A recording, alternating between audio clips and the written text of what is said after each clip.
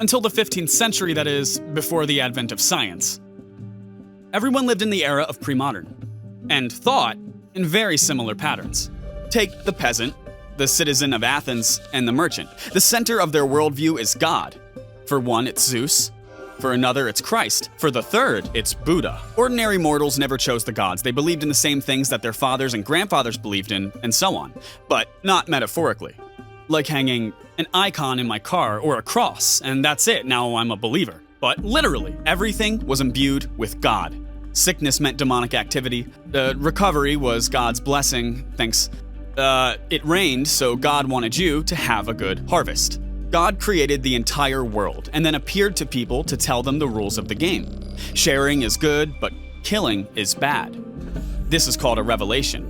But God won't repeat it twice, so those who heard the instructions wrote them down in big important books and then created an institution, the institution of the church, to share the knowledge with others. How to know what's good and what's bad?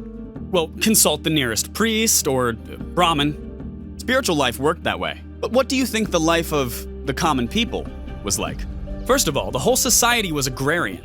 That is, no cafes, beauty salons, or factories. Just fields of wheat or rice or whatever you grow in your climate. Up to 99% of the people lived like that, growing crops and herding livestock. Secondly, people were divided into estates, and each estate had its own rights and responsibilities, which were sexually transmitted, that is, by inheritance.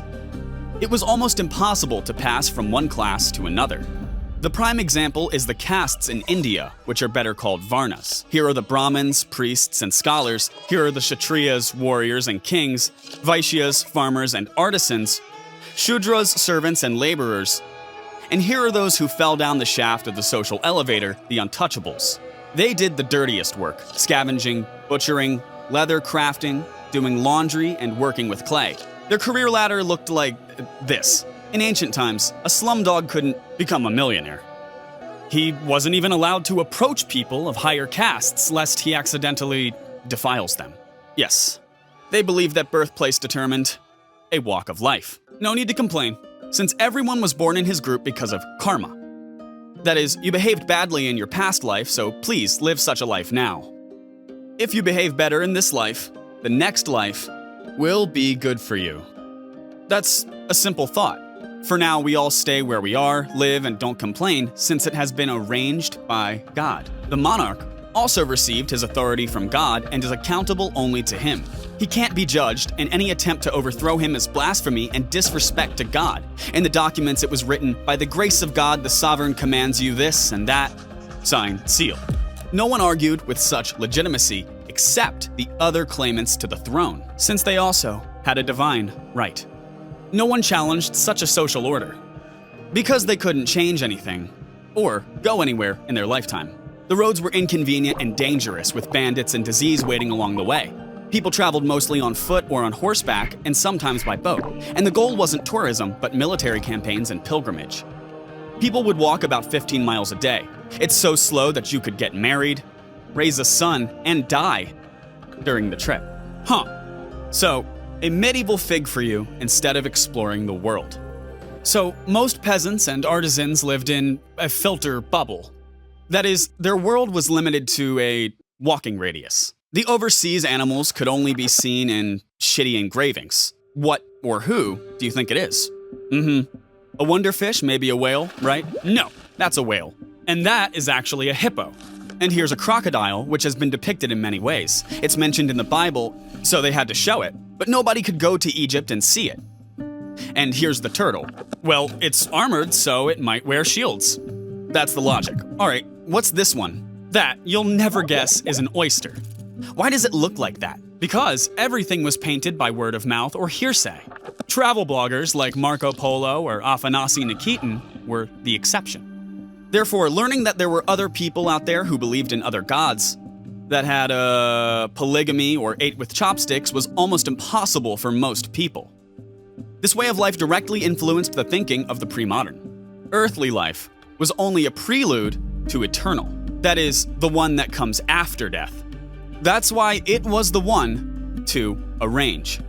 While most people lived in huts, cabins, and lodges, the gods had lavish temples like the Pantheon in ancient Greece, the Angkor Wat in Cambodia, or the giant Karnak temple complex in Egypt. Thousands of people sacrificed their lives to build the pyramids since Pharaoh was a god and his afterlife was the concern of all his subjects.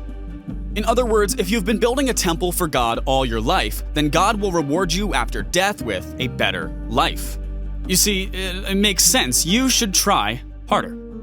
People lived according to tradition. That is, man by the plow, woman by the hearth. Besides, one should listen to and obey people of authority. Patriarchy reigns in the family. That is, the power belongs to the eldest man. He knows how to live, what to do, and all the land will be inherited by his eldest son. Do you remember the tale of the Puss in Boots? I'm sure you remember that the eldest son got the mill from his father, the middle son got a donkey, and the youngest only got a cat. Remember, in fairy tales, the youngest son is always left to fend for himself. And that's why it's so interesting to watch his adventures. He's always jiggling and inventing things. So patriarchy in the family, and strict hierarchy in the state. Hence, if the Pope or the king himself said that the sun revolves around the earth, then the sun has no choice but to dumbly start revolving around the earth, and that's it. Life in the Middle Ages was a zero-sum game. That is, the total amount of resources didn't increase. What was produced, what was grown, that was eaten. The only opportunity to get richer existed, yes, but to get richer, you had to take the land from others, along with the peasants. Hence, the constant wars. Countries' borders were rebuilt, areas were conquered and reclaimed. The concept of the future as a constant development didn't exist. Work hard, don't f*** around, and wait for the Last Judgment. That's where we'll find out if you're a sinner or not. That's how they lived.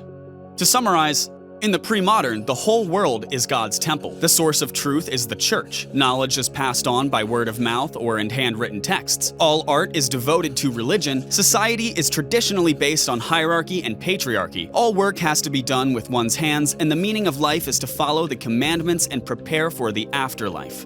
So it lasted for thousands of years.